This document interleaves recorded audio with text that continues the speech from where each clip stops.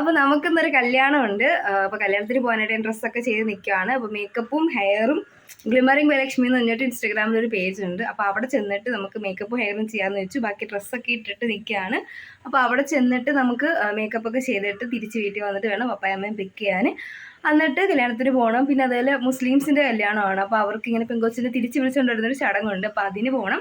അങ്ങനെ കുറേ ബിസി ആയിട്ടുള്ളൊരു ദിവസമാണ്. അപ്പോൾ നമുക്ക് വീഡിയോ സ്റ്റാർട്ട് ചെയ്യാം. നമുക്ക് കല്യാണം വരുന്നത് 11 മണിക്കും 12 മണിക്കും ഇടയ്ക്കാണ്. അതുകൊണ്ട് ഞാൻ നേരത്തെ തന്നെ ലക്ഷ്മി ചേച്ചിയുടെ അടുത്ത് പറഞ്ഞായിരുന്നു ഈ സമയത്താണ് കല്യാണം എന്ന്. അപ്പോൾ ചേച്ചി എൻ്റെ അടുത്ത് പറഞ്ഞു ഒരു 8 മണിയൊക്കെ ആകുമ്പോഴത്തേക്കും വാ, അപ്പോഴത്തേക്കും നമുക്ക് മേക്കപ്പും ഹെയറും ഒക്കെ സെറ്റ് ചെയ്യാമെന്ന്. പക്ഷേ ഞാൻ എണീറ്റൊക്കെ വന്നപ്പോഴത്തേക്കും നല്ലപോലെ സമയം ലേറ്റായി. ഞാനൊരു 9:30 ആയപ്പോഴാണ് വീട്ടിൽ നിന്ന് ഇറങ്ങുന്നത്.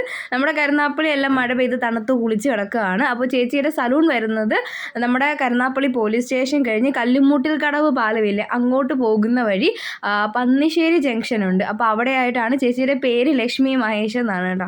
അപ്പോൾ അവിടെയാണ് ചേച്ചിയുടെ സലൂൺ വരുന്നത്. അപ്പോൾ എനിക്ക് കുറേ കാര്യങ്ങളൊക്കെ ചെയ്തു. എനിക്കൊരു സ്ക്രബ് ചെയ്ത് തന്ന്, പിന്നെ സ്റ്റീം ചെയ്ത്, പിന്നെ നമ്മുടെ ബ്ലാക്ക് മാർക്സോ എന്തോ സംഭവങ്ങളൊക്കെ ഉണ്ടല്ലോ, അതേതാണ്ടൊക്കെ നമ്മുടെ ആക്നെ ഇങ്ങനെയുള്ള സാധനങ്ങളൊക്കെ റിമൂവ് ചെയ്യുന്ന എന്തൊക്കെയോ കാര്യങ്ങളൊക്കെ ചെയ്തു തന്നു. പിന്നെ ചേച്ചി എനിക്ക് ഒരു ഫേസ് മാസ്കും കൂടി ഇട്ട് തന്നു.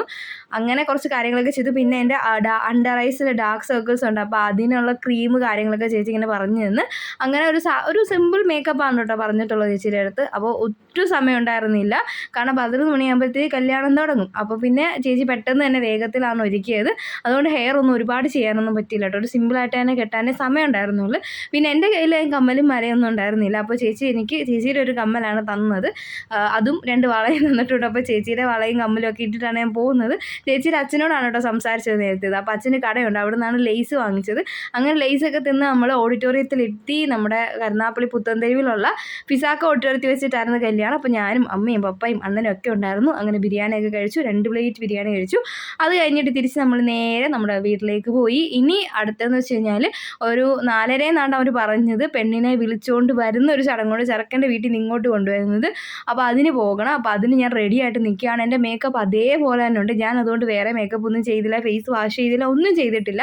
കാരണം എനിക്ക് ആ മേക്കപ്പ് നേരത്തെ ആ ഇട്ടതിനേക്കാളും കുറച്ചും കൂടി എൻ്റെ ഫേസിൽ ഇപ്പോഴാണ് സെറ്റായെന്നാണ് തോന്നുന്നത്. കുറച്ചുകൂടെ എനിക്ക് ഇപ്പോഴാണ് അന്നേരം ഇട്ടതിനേക്കാളും എനിക്ക് ഇപ്പോഴാണ്, അന്നേരം നല്ല വെയിലൊക്കെ ഉണ്ടായിട്ടുണ്ടായിരിക്കും. ഇപ്പോൾ എനിക്ക് കൂടുതൽ ഇഷ്ടപ്പെട്ടത് ആ ഒരു മേക്കപ്പ്.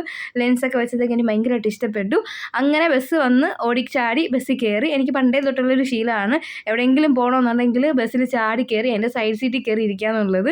കാരണം എനിക്ക് അല്ലാതെ ഇരിക്കാനും എനിക്ക് നിന്ന് പോകാനും ഒക്കെ ഭയങ്കര ബുദ്ധിമുട്ടാണ്. എനിക്ക് പാട്ടൊക്കെ കേട്ട് സൈഡ് സീറ്റിൽ ഇരുന്ന് ആസ്വദിച്ച് പോകണം. അങ്ങനെ വേഗം തന്നെ സീറ്റൊക്കെ പിടിച്ച്. അപ്പോൾ ചെറുക്കൻ്റെ വീട് വരുന്നത് നമ്മുടെ ഓച്ചിറ കഴിഞ്ഞ് പോകണം. നമ്മുടെ കായംകുളം ആ ഒരു ഭാഗത്തെയാണ് തോന്നുന്നത്. പുതുപ്പള്ളിയാണ് ചെറുക്കൻ്റെ വീടിൻ്റെ ലൊക്കേഷൻ. അങ്ങനെ റോഡിലെ കാഴ്ചകളൊക്കെ കണ്ടുകൊണ്ട് പോവാണ്. റോഡിലിപ്പോൾ കാണാനായിട്ട് റോഡ് പണി മാത്രമേ ഉള്ളൊരു കാഴ്ചയായിട്ട്. ഒരിടത്ത് പണിയുന്നു, ഒരിടത്ത് വലിയ ഗുഹ പണിയുന്നു, ഒരിടത്ത് വലുതായിട്ട് കെട്ടിപ്പൊക്കുന്നു. ഇതൊക്കെ തന്നെയാണ് കാഴ്ചകൾ. അങ്ങനെ നമ്മൾ കാഴ്ചയൊക്കെ കണ്ട് ചെറുക്കൻ്റെ വീട്ടിലോട്ട് നടന്ന് പോവുകയാണ്.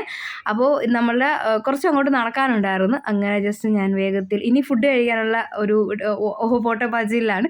നേരത്തെ സീറ്റ് കിട്ടാനായിരുന്നു. അങ്ങനെ നമ്മളവിടെയൊക്കെ ചെന്ന് സീറ്റൊക്കെ പിടിച്ച്. എന്തായാലും മഴയൊന്നും ഇല്ലായിരുന്നു കേട്ടോ കല്യാണത്തിന്. തലേ ദിവസം ചെറുതായിട്ട് മഴയൊക്കെ ഉണ്ടായിരുന്നു. പക്ഷേ കല്യാണത്തിൻ്റെ അന്നത്തെ ദിവസം ഞങ്ങളുടെ ആ ഒരു ഓഡിറ്റോറിയത്തിൻ്റെ ഭാഗത്തോ അല്ലെങ്കിൽ കല്യാണം നടക്കുന്നിടത്തൊന്നും മഴയൊന്നും ഇല്ലായിരുന്നു. എന്തായാലും ദൈവാനുഗ്രഹം കൊണ്ട്. കാരണം മഴ ആയിക്കഴിഞ്ഞാൽ ആകെപ്പാടെ ഒരു നമുക്ക് വരുന്നവർക്കും പോകുന്നവർക്കും ഒക്കെ ബുദ്ധിമുട്ടാണ്. അങ്ങനെ അവിടുന്ന് ഫുഡൊക്കെ കഴിച്ച് നമ്മൾ നേരെ വീട്ടിലേക്ക് വന്നു. അത്രയൊക്കെയുള്ള അടുത്തേക്ക് കാണാവേ. ടാറ്റാ.